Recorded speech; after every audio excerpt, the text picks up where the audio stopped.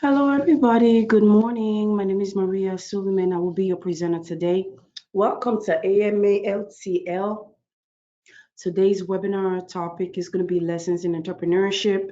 I just want to do a quick tech check. Please raise your hands or type yes in the questions box if you can hear me and see my screen. I'm going to share my screen right now.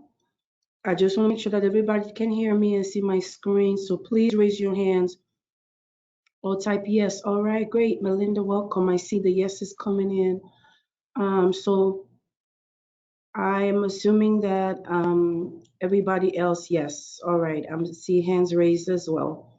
All right, I'm so excited to have you on today. We're going to be discussing our favorite, one of my favorite topics, which is entrepreneurship, because I am an entrepreneur. Um, but we still have a good 8 minutes until we officially start the webinar. I just wanted to come on board and welcome everybody who's already on and to say I'm excited to hang out with you for half an hour today.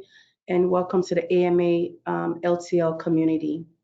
We have a large group today. We had 97 people register for today's webinar, 97. So I am excited to really interact with the group today. I've kept today's webinar content very short because I want to give people time to ask me questions. The LTLs are usually half an hour, but I want to try to include more time for interaction.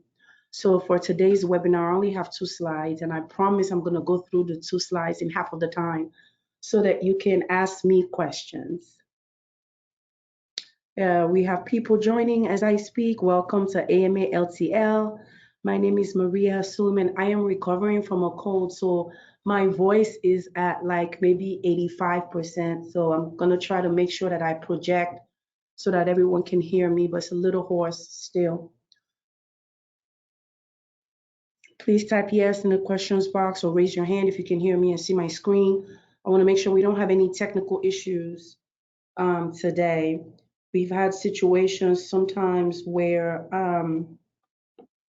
folks are not able to either see the screen, and it could be due to a firewall on your end. Typically, once we're able to get on and everybody can hear, we're good to go.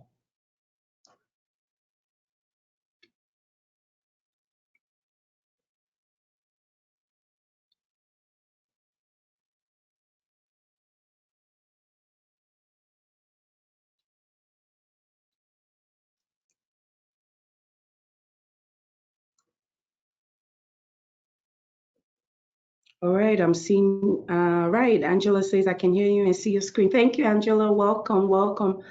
So glad to have you be a part of the AMA LTL community.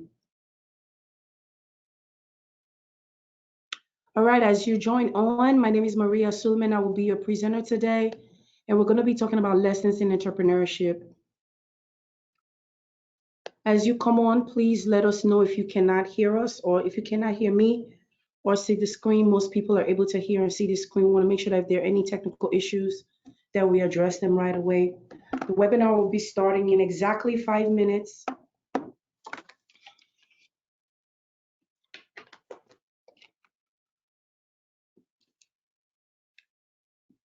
I am going to go ahead and put my bio on the screen so that if you're new to the AMA LTL, you can review my bio. I'm not going to read it once we get started, but I did want to put it on there for people who came on early just to be aware of who I am if you're new to the AMA LTL group.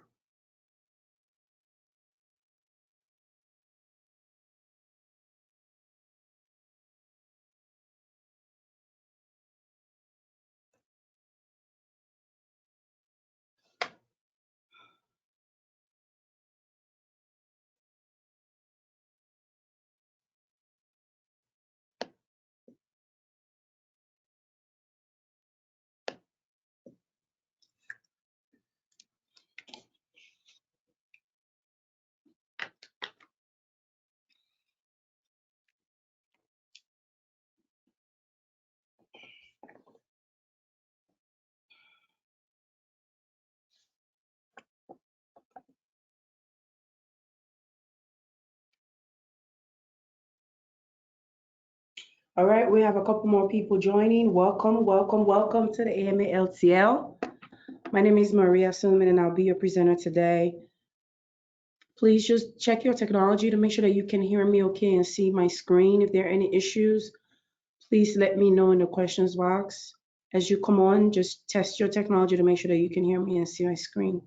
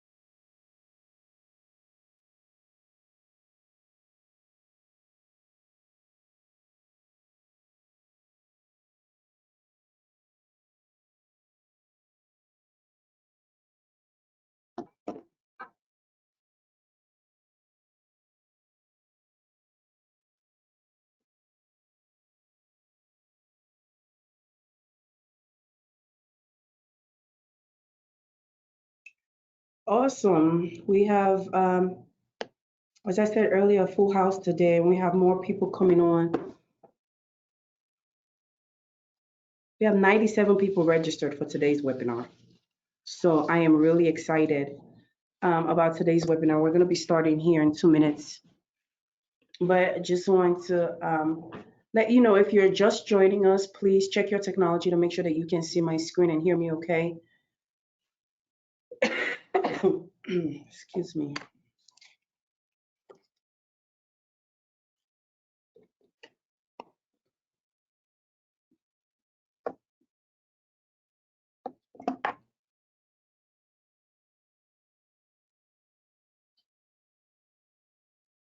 All right, we're gonna go ahead and get started. Again, welcome to AMA LTL. So I started this lunchtime learning series about 3 years ago as a training service provider for federal agencies.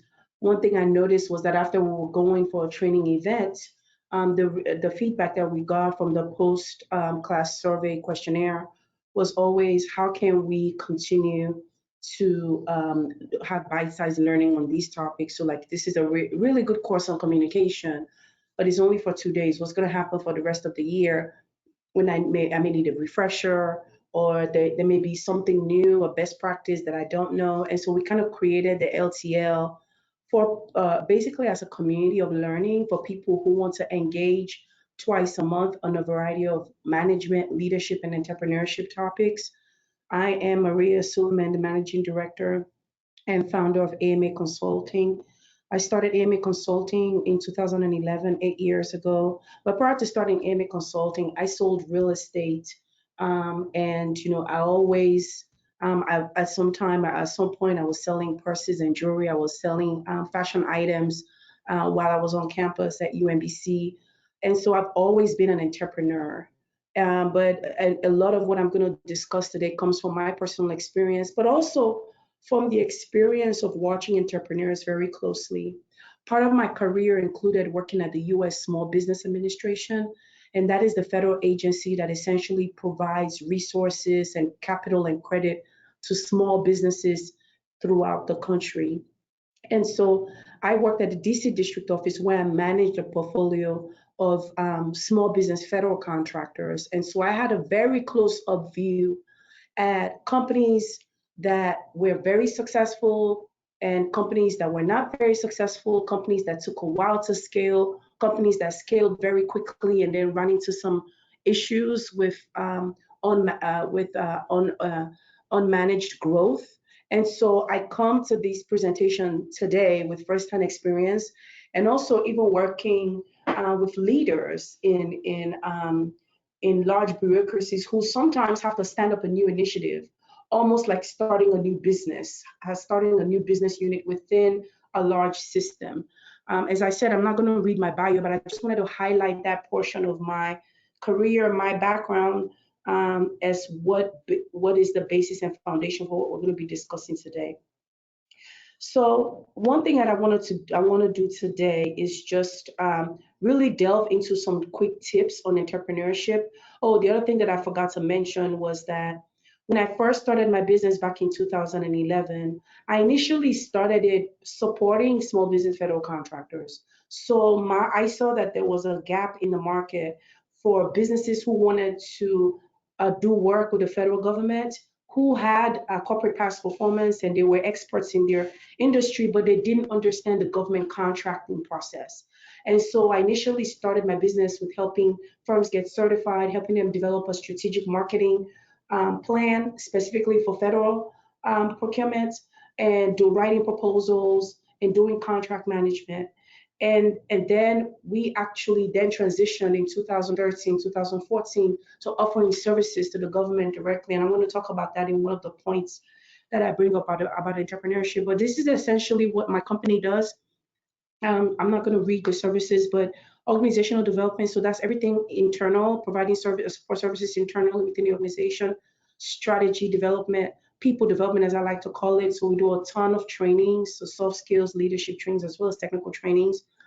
Business transformation, so business program support.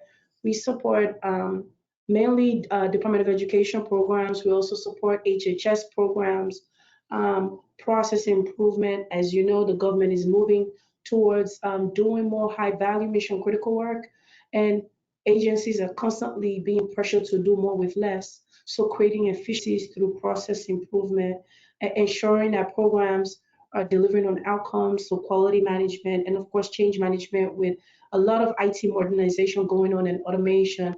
There's change constantly happens. So change management is another service that we provide that we've seen a very a large increase in demand. And of course, we do IT management consulting specifically in the accessibility space. So we help agencies maintain Section 508 and 504 compliance, which is for people with disabilities. And we also help with RPA implementation, which is something that is becoming more popular in federal agencies. Now, on to the topic of entrepreneurship. So lessons in entrepreneurship. First, I want to just say that today I'm doing very little in terms of content because I want you guys to ask questions periodically. I'm going to go into the questions box to see if you have questions. I really want this to be interactive. So Lakeisha says, would the slides be available? We typically don't give out the slides, but we post the webinars on our YouTube page, which Erica will send the link out after the webinar. So you will be able to access the webinar on our YouTube page. Antonio says, hello, Antonio. Thank you for joining. So somebody says that they cannot hear. Check your speakers because we've had most people able to hear. So check the speaker device. It may be that you provide other webinars, workshops for other federal agencies. Yes. Can you be more specific? We can talk, maybe you can email me and we can talk about that online. Do you provide other webinars, workshops for other federal agencies? We provide a ton of training events, and that includes webinars, instructor-led. So if you could email me, I'll share my email information and then we can be more specific about what you're asking. So somebody says, is there audio for this webinar, Antonio? Yes, you should be able to hear me. Most people are able to hear me. I did a quick tech check before we got started. If you can't hear me, please check your microphone settings on your device. Okay, Lashana, I look forward to hearing from you. All right, let's jump right into it. So the first thing I'm going to say about entrepreneurship. So most people, I'll have to say, we are first and foremost in the era of entrepreneurship. And actually, even with regular jobs, and I'm even seeing this now, even with position descriptions, and even with government jobs, organizations are looking for people with business acumen. They're looking for people with enterprising skills. And all entrepreneurship is basically creating something that did not exist before, and make it something of value, and exchange it for a reward, either a monetary reward or a time reward. So that's essentially what entrepreneurship is. So entrepreneurship is not limited to starting a business. So you can be enterprising, or you can be an entrepreneur. You can have business acumen while executing at a job. I use the example of working with leaders who, for example, have to stand up a new office or stand up a new division. That is like a startup. So you basically will have to follow all of these tips, even though you're not like branching out on your own and starting a business. So I just want to set the stage so that we have the right mental framework as we go into the tips. The first thing that I want to say is test your business idea. So, a lot of times we have passions. You've heard people say, and a lot of business coaches do this, so if you follow like Tony Robbins or you follow Lisa Nichols, they talk a lot about passion, your motivation, and that's great. So it's good to be passionate. It's good to be motivated. It's good to have a passion for maybe finance or a passion for technology. You want to create an app, a passion for fashion. You want to start a boutique. But first and foremost, you have to test that idea to make sure that it is something that will be of value and that people are going to be willing to receive that and part with their reward, whether it be time or money. So you have to really test your business idea. And a big part of that is identifying what the gap is that you're trying to fill. I see this a lot of times with businesses is, let's say you've had a career for 20 years as a CPA, and you say, yeah, I want to go ahead and start my CPA consulting firm or my financial consulting firm. All right, that's great. You have a passion, you have the experience, you have the technical know-how. Okay, but have you tested what it is that you want to offer and see where the gap is in the market? There are 1,001 people who are doing taxes, who are CPA firms, who are accounting firms. What exactly is your idea going to target in the market? What are you going to solve? What are you going to provide? So I use my example, when I first started, I noticed that a lot of small businesses wanted to do work with the government. If you live in the DC metro area, which is where I'm located, every other person you touch is either a government contractor or a Fed. And so it is something that is in the air, I would say here. Most people think, they hear about it. It's something that is constantly in their face. They're like, oh yeah, I want to go do work with the government. Okay, but have you tested your idea? And so I realized that that was a gap. And specifically when I left SBA, I wanted to support contractors with helping them navigate that process to offering their services and their product to the federal government. So there was a very specific opening that I saw. Because yeah, people were doing BD consulting services, people were doing proposals, but nobody was offering that one-stop shop. And how did I find out? How did I test it? I worked with small businesses. I had the data in front of me. I saw the pitfalls. I heard the complaints. So I was right smack in the middle of what the problem was. So you have to be solving a problem. That is the first thing. Your idea has to be solving a problem. It can't just be a passion that is not your passion, and has to be repackaged into a solution for a problem. The second point I'll make about testing your idea is that you have to be clear on your why. Why? Why do you want to go into this venture? Why do you want to start this? A lot of times I hear people say, I want to start and be my own business, I want to be my own boss, and I don't want, I want to have autonomy and just work for myself. I'm going to tell you, as a full-time entrepreneur for 8 years, you're always going to have to report to somebody. Your customers are going to be your boss. They're going to provide direction for how the work is going to be done. You're going to be accountable to your employees. So if you have that mentality, that's your why, and you go into business where you don't have a supervisor and you don't have that personal accountability, you're not going to be successful, because it's 10 times harder for you to hold yourself accountable, for you to deal with the customers directly, deal with your complaints. There is nobody else to complain to. You are it. The buck stops with you. So you have to be clear on your why. You really have to be clear on that. So that's the first thing I want to say about that part. All right, I'm gonna jump to the questions real quick. So Carla said, I would like to talk to you more about 508 compliance. Absolutely, Carla, please email me. Erica, can you just take notes of some of these requests? I want to make sure that I address them. So Carla wants to talk about 508 compliance, and Lashana wants to talk about other workshops and webinars. Okay. All right. So that's point one, test your idea. So it's a fantastic idea. People, what do people come to you for? You know, okay, people are coming to you for this particular service now. How can you package that to solve a particular problem in the market? The second point, which is directly linked to the first point, is conduct your market research. I cannot stress this enough. Um, Data is everything. We are in the information age, and it's not hard for you to find information. You cannot launch a business or go into entrepreneurship without being armed with data. You have to know what's going on in the market. You have to know, like I said, what the gap is. Once you determine what the gap is, you have to figure out who your competitors are. You have to study your customers. Who do you want? Who is your A customer? I always say that your A customer has to have three things.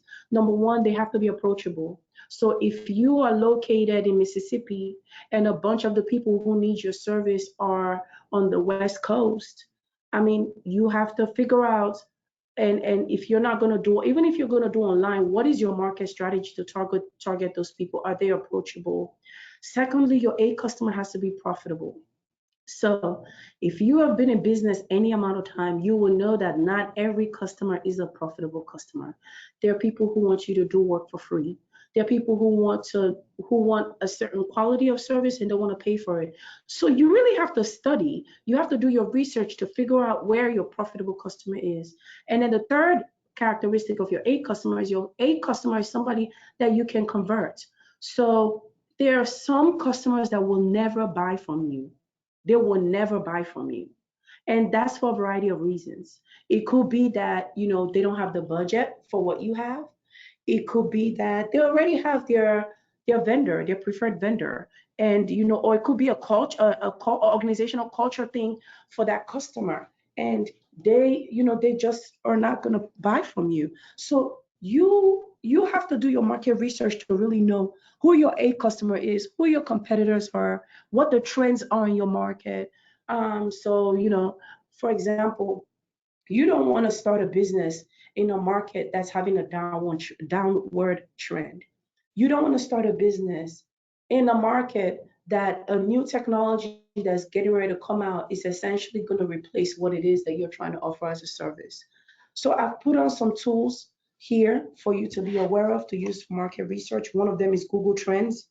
It's essentially a tool by Google that helps you search different trends. So, for example, you could just search a term or a word like boutique, and it will let you know if there's a trend where people are searching for boutiques, if it's increasing or it's decreasing. And I think it gives you about 5 year span. There's the consumer barometer. That is also a free Google tool, but you have to sign up. And it essentially helps you to be able to identify consumer behaviors. Everybody goes to Google for everything. And so it's basically an online research and resources for data on consumers, like I said. So you can find out the consumers' device preferences, insights to how they make their decision. All of that is going to help you, like I said, identify who your A customers. Another tool is Pew Research Center. They do tons and tons of research on a variety of things. So you can, again, most of the information is free. So you can use that to conduct your market research. Another hidden tool that most people don't know about is Reference USA. If you are a member of your public library, you can get access to Reference USA. Reference USA has a wealth of information. It has demographic information. It has business insights information, so you can search for businesses that are doing exactly what it is you're trying to do by your location, by your region. It's a phenomenal tool. So that's another tool that you can use for market research. All right. The third point is, excuse me. The third point is create a plan. Create a plan. I heard one time, and I don't know, I didn't verify it, but I heard that the owner of McDonald's actually wrote his marketing plan on a napkin. Um, the brothers, they wrote it on a napkin, stating exactly what their vision was, what their mission was, what the goals were, what it is they were trying to accomplish, and everything was just like on a napkin. So one of the things that I used to do when I first started my company, as I was working with small businesses, was first and foremost, would you travel from here to a location that you don't know without putting it in a GPS? That's exactly what you do when you try to start a business or you start a new venture, or you're trying to open up a new business unit without a plan. Start with the end in mind. Where is it you're trying to go? That's the first thing your GPS asks you for. Once it identifies your location, it says, where is your end location? You know, where is your where is it? Where's your destination? So you have to be clear on what that destination is. A lot of times, like I said, if your why is kind of fuzzy and you don't know why you're starting a business, you're not clear about what it is you're starting the business for. And so you don't have a destination. So create a plan, a very simple plan. Like I said, what is your mission? What is your vision? What are the five top things you want to accomplish year one? What are the five top things you want to accomplish year five? You know, who are your main three major competitors, direct, indirect? All of that should be part of your plan so that you have a clear blueprint for how you're going to tackle this thing. Again, under your goals, you want to say, if, for example, your goal is to hit $10,000 in revenue the first year, you want to write specific activities under that goal for how you're going to accomplish that. It helps you a lot because one of the challenges is when you're an entrepreneur, you're doing everything. So time management becomes a big part, especially, for example, if you're working and try to start your business on the side. If you don't have a plan, you don't have these activities figured out, you can easily find yourself burning time months and months, and you don't see any traction because you're not working with a blueprint. And the market research will help feed into your plan. The fourth point is start building your team, your coalition early. This was one of the mistakes that I made. I kept a lot of what I was doing to myself, and I was kind of writing solo, and that is not good because there's information out there. There is power in collaboration, and a lot of times you say, well, I don't know who I can trust. I don't know, I can't pay people right now. Um, so I can't literally hire people. But yeah, your team may not be paid employees at first. You may identify contractors, you may use interns, but start the habit early of doing things, of executing your business in a team fashion as opposed to a solo. Even if you're a solo entrepreneur, I mean, there are simple things that you can do to start to build your team and your coalition. You want to start identifying partners, you want to start identifying potential vendors, you want to start identifying your referral base. That's really, really important. The next point is learn the business of money. This is so critical. If you're going to go into entrepreneurship, you're going to business for two reasons. Number one, to create wealth. Number two, to get more time to yourself. So if you're working 18-hour days, 16-hour days, as an entrepreneur and you're doing that consistently over the years, you probably are better off going to get a job and work 8-hour day and have more time on your hands. So your time is also very valuable. But the money piece is really important. You have to learn the business of money if you're going into entrepreneurship because, like I said, you have to know when you're profitable, when you're not profitable. You have to be able to look at your business financial statements. You have to understand where a lot of your expenses are coming from. You have to understand where your revenue is coming from. You have to understand what kind of investments you want to make into the business. And you, as the business owner, you have to have sound money management skills. Because when it comes time for you to get a loan for an expansion or for a purchase, everything is based off of your credit because your business has to have been in existence for 3 years before you can use that business history to get a loan. So you really have to have really good financial etiquette. Don't take in too much debt. Watch your spending. Invest in the things that make you scale. Understand the business of money. Understand that, and not just getting your revenue and blowing it, because then what's going to happen to your operating costs, or getting your revenue and not planning for the rainy day, because business can be unpredictable sometimes. So you may have a very good month this month, and then next month you do half of what you did that month. If you don't have that money management skills, you start to run into financial issues in the business. Okay. Next tip, quickly, very quickly, create systems, develop processes. This is another pitfall that a lot of businesses basically crash on. You have no system. It's like you're doing this, you're reinventing the wheel all the time. You waste so much time, duplication of efforts. And the number one cause of why people fail in business is burnout, because you simply just get tired. So systemization and process is going to help you scale. because once you have a system for doing things, you can do it faster, you can maybe automate it, and then you can do more volume of business. Processes are very important. And the process is basically you're doing it as you go. Okay. When you're figuring out what works, what doesn't work. Once you figure out what works, document it. And then don't be so rigid that you can't change the process, but at least have it documented so that when you hire people, they know the process of what needs to be done. Because if you don't have those systems, those processes in place, once you start to hire people, those people are going to create their own systems. They're going to go do things their way because there was nothing in place. You didn't have a filing system. You didn't have a customer CRM system. You have no way of organizing documents. People can't find information. So they're going to just create their own. So that's very important. The next point, I kind of touched on this already, invest into business infrastructure that helps you scale. I have seen a lot of times a lot of times, especially in the field that I'm in, government contracting, you'll see a $3 or $4 million business, and somebody's operating that business from their basement, and they have employees, FTEs on the government side. That's great, but there's something about business infrastructure that gives you the discipline and the roots that you need to be able to support growth. I've seen a lot of instances where those companies land a very large contract, and all of a sudden they're scrambling because they don't have office space. They have no corporate infrastructure. And while office space may not necessarily be a building, it, it means an invoicing system, a sound accounting system, a way to interact and keep track of your staff, and also stay connected to the customer. So those things are the things that help you scale and help you grow. The next point is continuously learn. So I was at a panel on Saturday for the Best Engineer of the Year Bayer Award conference, STEM conference in DC.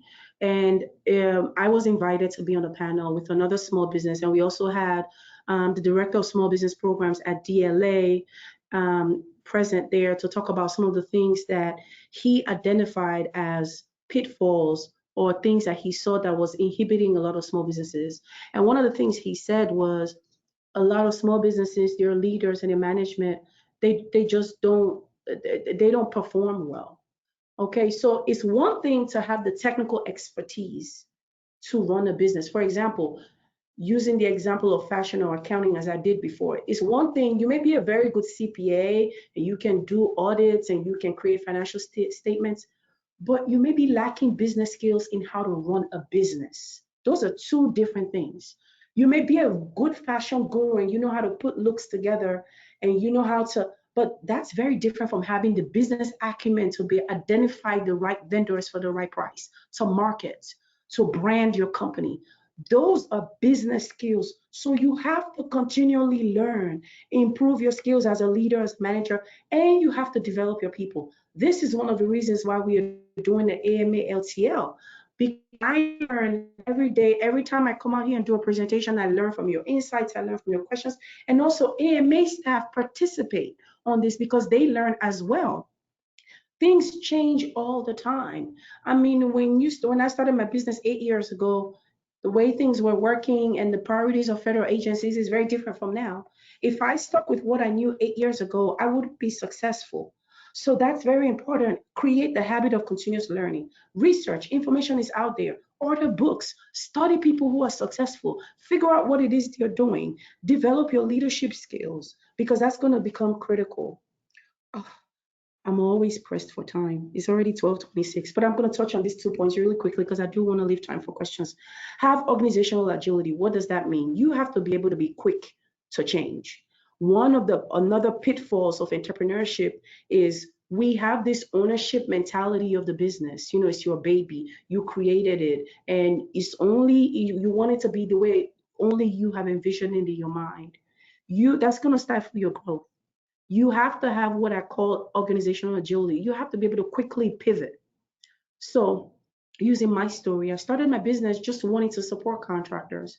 But what happened was in 2013, 2014, as I was going out to small business events and networking with small business specialists, helping my clients, I started to get questions of, oh, we want you to, we need a requirement for training. We need a requirement for this. Are you on the GSA schedule? And so I was sensitive to a demand. And I was able to quickly pivot to get my company in the position to get a GSA contract, to start bidding on contracts. That change was not an easy change. It's very different. And we went from doing $300,000 in revenue the next year to doing over $1 million in revenue. That was a major shift. That required organizational agility. It required a different mindset, because when I was supporting small businesses, I was doing most of the work. Everything was my intellectual capital. Now, when I'm supporting agencies, I have to hire a team. So that's a different skill set. So you have to be able to have that organizational agility to be able to shift, because things change. And if you stay stuck, you won't be able to grow. The last point is maintain your values. When success comes, be very clear on what your values are. Start with the end in mind. So when I started AMA, my goal was to get to a certain amount in revenue and sell. And I have my values on the wall. When you walk into our office, our four values are on the wall: excellence, diligence, integrity, and compassion. Never compromise on your values, because the minute you do that, that will be the beginning of the end. I've seen so many companies literally have the FBI or whoever kicking on their door because they wanted it too fast, too soon. They compromised on their values and everything died. So always keep that in mind. I'm going to end the content there. I want to put in my information for those of you who want to send me an email. And I do want to take questions, because I know that a lot of you joining on today, when it comes to entrepreneurship, sometimes it can be hard, because it's like there is no like official check this box, go do this today and then do this tomorrow, do that, and you will have this specific outcome. A lot of times it's trial and error. And a lot of times people don't want to share. You see people, everybody wants to sell information, and there are a lot of people who want to share, 10 tips, sell you an idea on how you can write your book, or sell you a program for how you can scale your business. I've had people pay tens of thousands of dollars to scale their business. That money could have gone into your business infrastructure, because there is no magic wand, there's no magic pill. So it can be challenging sometimes when it comes to entrepreneurship. And so I want to give you an opportunity to ask me a question or bring up a concern or something that is nagging at you.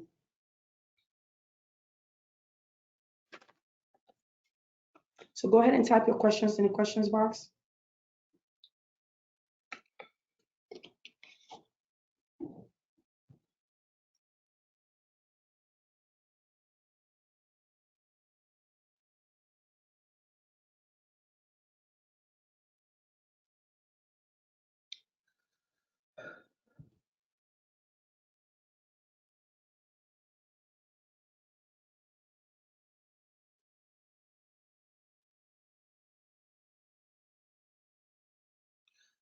All right, let me see.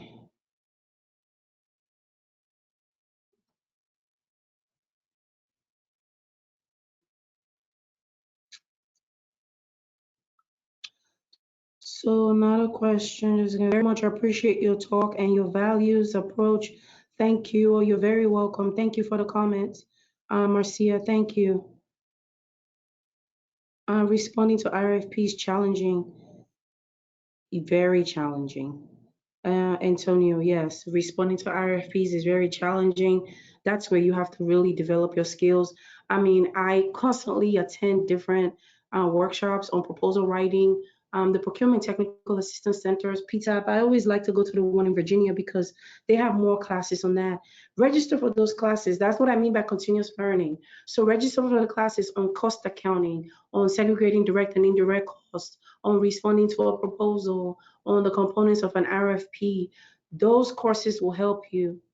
Um, I started my own event planning business, but I work full time at the present moment and I have not put it into use yet. Do you have some pointers for me? Okay, so you started your own business and you haven't put it into use. Well, my question is, how bad do you want it? What is your why? Because, Lashana, if you want it that bad, you would devote an hour every day to working on your business. That's all you have to do. is staying consistent with that hour. Schedule it, put it on your Outlook, whatever time it is. If it's 11 p.m. to 12 a.m., 1 hour every week, develop your plan. And maybe that's what you start with. Develop, set a goal for yourself and say, well, I'm going to develop my event planning business, my business plan by the end of April. And I'm going to devote an hour every week. Once you accomplish that, okay, my goal is to get $5,000 in revenue in 2020. Here are the things I'm going to do. I'm going to work an hour every day to accomplish that. And then look at your be realistic with yourself. Look at your full-time schedule and say, where is the time for me to really do this? And that's an honest assessment that you have to make. What changes do I need to make in my work schedule? How can I be more efficient in my work schedule to create space for me to work on my business? Okay. All right. I hope that was helpful, Lashana. So Leslie says, do you have any advice on finding help applying for WBE for someone who is low on funds starting a business? Now, when you say WBE, are you talking about the certification?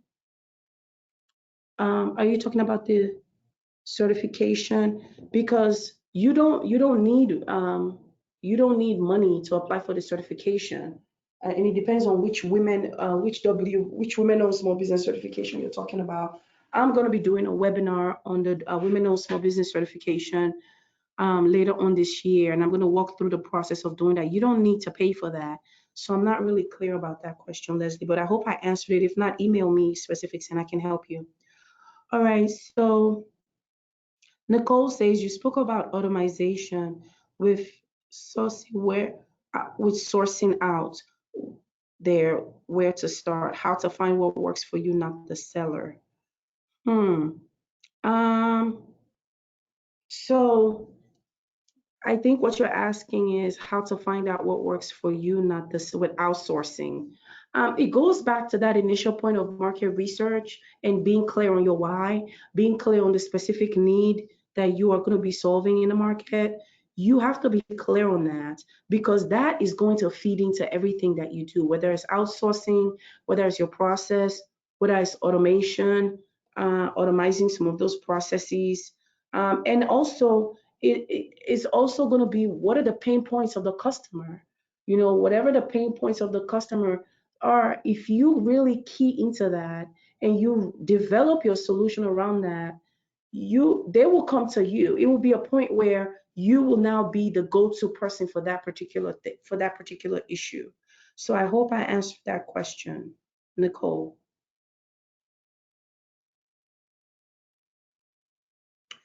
What is the best way to market your business with limited money? Oh my word, Jessica, that is such a good question.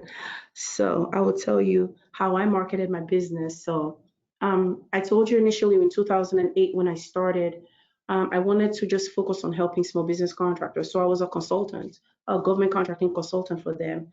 And so I realized that most small business contractors go to the SBDCs, the Small Business Development Centers.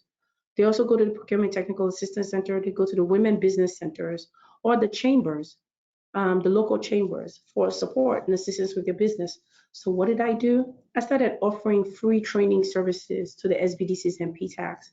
What that did was that it put me in front of my target customers, and I demonstrated my expertise on small business programs, on government contracting, on proposal writing. So I was teaching classes for SBDCs. I was teaching classes um, for PTAC. I was teaching classes for the Prince George's Economic Development Corporation. And I knew to do that because I did the market research to figure out where my A customers were going and where I could meet them. So that took a lot of investment of time. It was like 6 months to a year. And so a lot of the firms that would come there, if I taught a class on 8A certification, they'll be like, yeah, this is too complex. I don't want to do this. Is this a service that you offer? I'm like, yes, I can help you with the certification. And from there, I started building a referral base. You have to be clear. I knew that with government contracting, I wasn't going to find my clients online because people were not going to pick somebody randomly online to help them with government contracting that they had not vetted, that they were not sure of their technical expertise, that, because as small businesses, your funds are limited, so you're going to make investment in something that you have a feeling that there's a high probability of you getting your value out of. So I use that as an example to say there are ways to market your business without doling out money. It may be, creating content for your target market. I think a lot of times people just go into marketing on Instagram. Yeah, you may have 200,000 followers on Instagram, but they may be people who will never convert. So your market research, knowing where your target customers are, and knowing how to get to them. Once you give people something of value, and they see that you are competent, they are going to come to you and then buy. But you have to do that first step first, and market research will help you with that. I hope that was helpful, Jessica.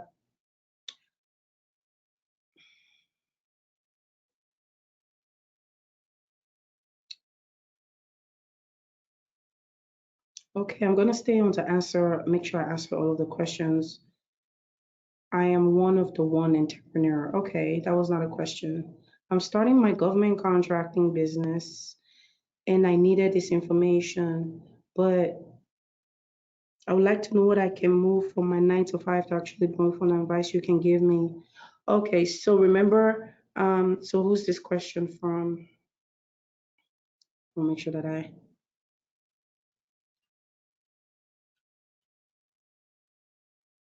okay, Carla. So remember when I said in the beginning that you have to know how money works? So when I left the government and I started my business, it was a period of 3 years where I had to live on, I would say like 20 or 30% of my salary that I was making for the government. So you have to, again, how bad do you want it?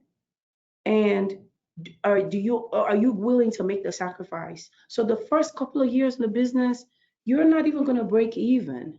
So so you have to make that sacrifice. And another thing that you can do is make a plan. I want to have X amount of money maybe for a year of my monthly expenses before I quit my job full time. I want to have a steady revenue stream for my business of X amount to replace at least half of my salary. I want to have a steady pipeline of business before I quit my full-time job. So those are the things that's where your plan comes into place. That is where your plan really comes into place, because without that plan, you're just going randomly, and you can't really tell when is a good time to make that move. Okay, Nicole says your information is awesome. Thank you. You're very welcome.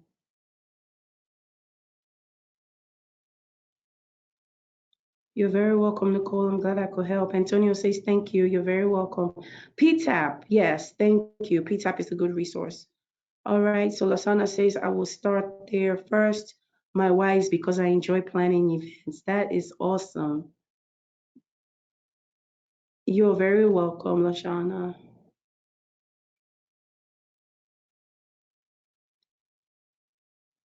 I'm trying to do it myself and it's hard to get everything together. So Leslie, learn from my mistake. I was doing the same thing. I was trying to do everything myself. Trust me. I think one of the hardest things that we don't do is ask for help. You'll be amazed how your kids, the parents at your kids' school, your church members, the people, I mean, you want to be discerning in terms of who you share your business information with, your friends, your family. You have talent and resources, but one of the things is that we want to do everything on our own, and you cannot get everything together on your own. That was why I put that point there. Build your coalitions and your team early. As a matter of fact, I got a defining moment one time. I was working on a speech, and my daughter was in her room and she was hearing me like work on my speech, and she gave me like really really good advice. And I was like, look, this child right here is a resource for me, and I don't even tap into her. I'm like, oh, that's just a child. No, she knows. I mean, and they're very good with information. They know what piques people's interest. We have resources that we don't tap into.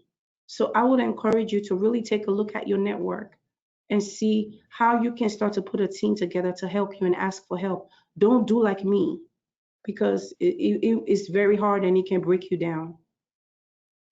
Okay, I hope that was helpful. Okay, Nicole said yes, I did answer her question. You're welcome. How to market my mental health practice. Oh, look for somebody who's doing what you're doing, who's doing what you're trying to do, and figure out what it is they do. People have different ways, or I'm not too sure about mental health practice, but I mean, I guess you want to maybe start with service providers, get on their list. I don't know who, are you targeting adults? Are you targeting the adolescents? Look at the school system. There's so many different ways you can bite the apple. You have to do your market research, figure out who your A customer is, and then also identify successful people in your industry and figure out what it is they're doing.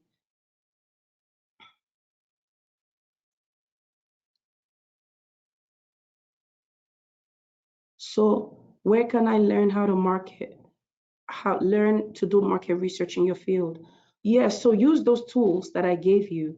And Nicole, the reference USA, the thing, a lot of the thing of what you're talking about will maybe be under consulting services. Oh, that's another thing too. You have to be clear on what the service that you're trying to offer, what is called to your customer. Okay. So a lot of what you're talking about, team building, leadership, development, employee engagement, that can be consulting services. That could also be HR. So who and your target customer may call it something different. So be aware of what they call it. Okay. Nicole, do you offer business planning courses? I do actually through PTAC. I do. So check out SBDC and the PTAC calendar. I still do some trainings for them.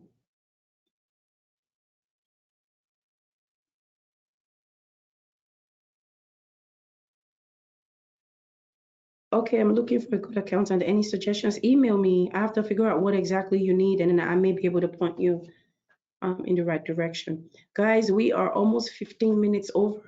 I love the fact that the questions are coming, but at some point we have to. Is there any training on procurement? I'm trying to complete my certification. Is that advisable? Is there any training on procurement? So I'm going to start doing the 8A certification again for the College Park, excuse me, SBDC. So keep an eye for that. I think you can do your certification by yourself. It goes back to the learning. You have to attend a class on certification. You have to do the research. You have to make sure that you get all the information that you need. If you do that, you can do it on your own. Not unless you are busy actually performing work and you don't want to take time to do the certification, then you can hire somebody else to do it for you. And I don't really do certifications that much anymore, but I can refer you to somebody who can help you if you decide to go that route. All right, guys. Thank you so much for joining today's webinar. Oh, sending chickens my way. Thank you. Who was that?